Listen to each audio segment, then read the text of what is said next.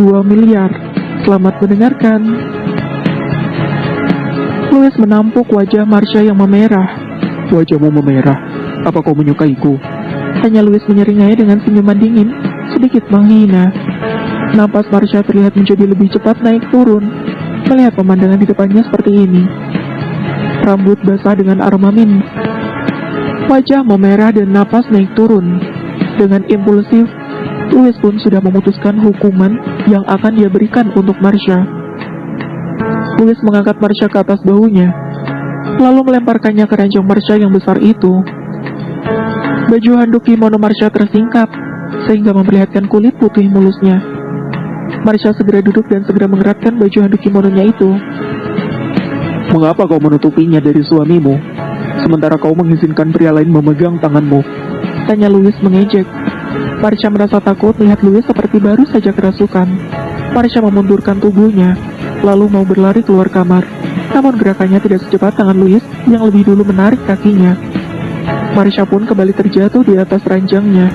Dengan cepat, Louis melepaskan tali handuk kimononya itu. Mengapa kau melawan? Bukankah ini yang kau mau? Begitu haus dengan pria lain. Malam ini, suami akan memberikan kehangatan. Ucap Louis dengan terus mengejek.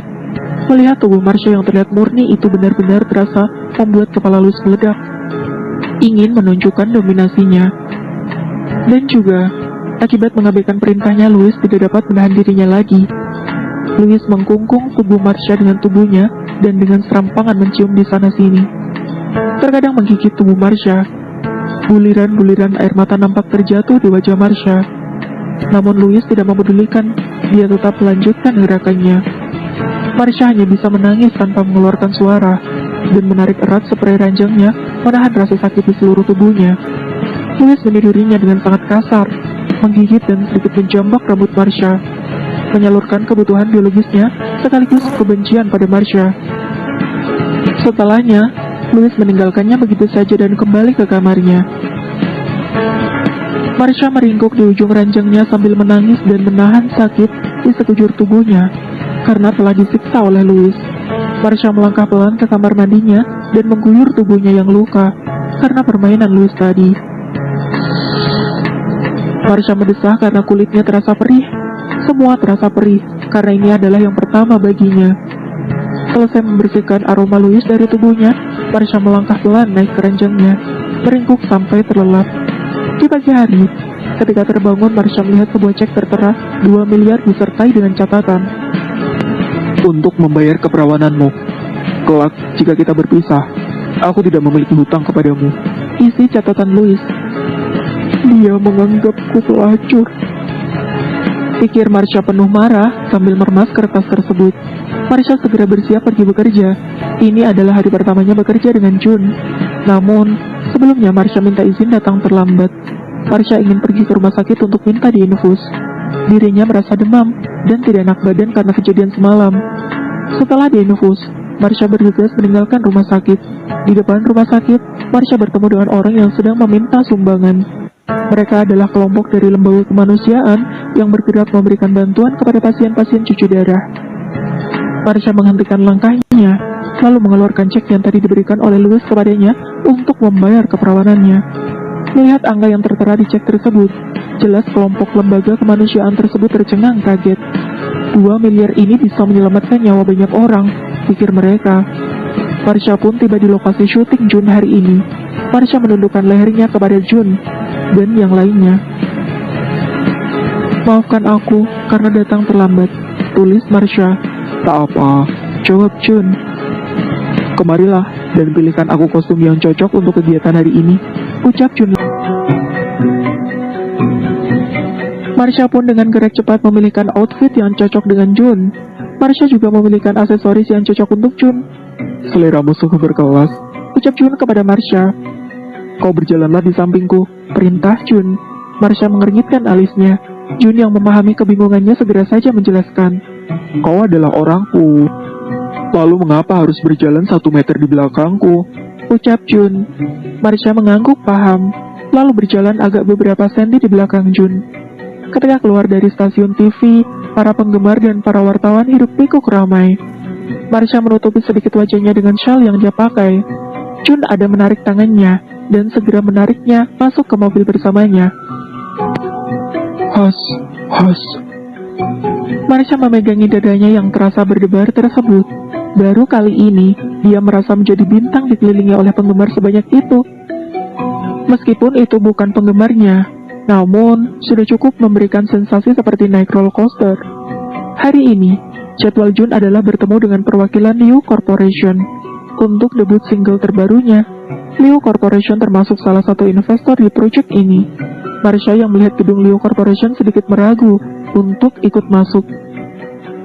Ayo, ajak Jun seraya meminta tangan Marsha untuk ikut masuk bersamanya. Marsha merasa meragu, namun akhirnya memberanikan diri untuk ikut masuk. Marsha melihat sekeliling gedung milik Liu Corporation ini sangat megah, tak kalah dengan gedung Dongyang Entertainment.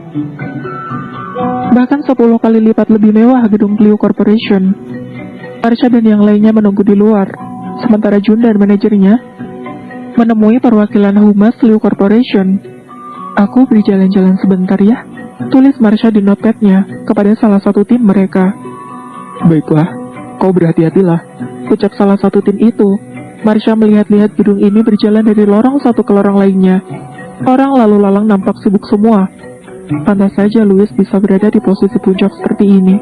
Lihat saja, satupun pegawainya tidak ada yang bermalas-malasan, pikir Marsha. Standar di sini terlalu tinggi, pikirnya lagi. Tiba-tiba, kaki Marsha seperti es yang membeku, sulit untuk digerakkan. Mata Marsha memancarkan ketakutan melihat Louis berdiri di ujung lorong, sedang memandanginya. Napas Marsha terasa naik turun, mengingat kejadian semalam. Marsha sangat ketakutan, lalu perlahan berjalan mundur, dan terkejut ada orang yang menahannya di belakang. Marsha menoleh, itu adalah Jun. Ketika pertemuan Jun sudah selesai, dia tidak melihat Marsha, lalu mulai membuka ponselnya dan melacaknya. Sebelumnya, Jun secara diam-diam telah mensinkronkan pelacakan lokasi ponselnya Marsha ke ponsel miliknya. Jun hanya tinggal mengikuti arah yang ditunjukkan oleh peta lokasi Marsha, dan dengan mudah Jun menemukannya. Ada apa? Tanya Jun. Degup jantung Marsha semakin berdetak kencang melihat di sisinya ada Jun, dan di ujung sana ada Louis. Hati Marsha serasa akan meledak karena situasi ini. Marsha melihat Louis yang mendekati ke arah mereka, semakin merasa tak karuan. Sementara Louis melangkah dengan tabu genderang perang. Gadis ini nampaknya belum cukup puas untuk dihukum, ucap Louis. Marsha berbalik sepenuhnya kepada Jun, meraih tangannya dan mengajaknya pergi dari sana. Baru beberapa langkah mereka berjalan, Louis dengan cepat menarik tangan Marsha dan menarik ke sisinya. Terang saja Jun merasa kaget. Hei, pria ini lagi. Bukankah dia pacar Tanya Zhao? Pikir Jun. Tuan, ada apa menarik orangku? Tanya Jun tetap mempertahankan nada ramahnya meski merasa marah. Orangmu? Tanya Louis dengan nada dingin. Ya, dia asistenku, jawab Jun. Louis memandangi Marsha. Wah, tak kusangka gadis bisu ini sangat pandai menggunakan kecantikannya untuk mendapatkan pekerjaan, pikir Louis. Jika begitu, ini adalah hari terakhir dia bekerja denganmu, Tuan, ucap Louis. Marsha yang sedari tadi tertunduk langsung mengangkat kepalanya memandang Louis. Apa-apaan pria ini? Seenaknya saja terus menindasku, pikir Marsha. Apa maksudmu, Tuan? Tanya Jun dengan nada marah dan menarik tangan Marsha. Namun kekuatan Louis menggenggam Marsha terlalu kuat. Ya, ini adalah hari terakhir dia bekerja kepadamu, karena suami tak mengizinkan, ucap Louis. Jun terkejut mendengar perkataan Louis. Marsha, apakah pria ini adalah suamimu? Tanya Jun. Marsha tidak ada pilihan lain selain mengakuinya. Marsha mengangguk tanda mengatakan bahwa ya, dia adalah suamiku. Sayang, tidakkah kau ingin memperlihatkan tanda cinta yang kuberikan kepadamu semalam? Ucap Louis seraya membuka shawl yang Marsha pakai. Jun terbelalak melihat banyak tanda merah di leher Marsha. Jun sedikit tidak percaya, karena di CV yang dia baca, Marsha Sen belum menikah. Jadi, ini sejak kapan dia menjadi Nyonya Liu? Jika begitu kami permisi, Tuan. Suami istri ada hal yang ingin dibicarakan, ucap Louis seraya menarik Marsha untuk masuk ke dalam ruangannya. Bersambung, terima kasih sudah mendengarkan.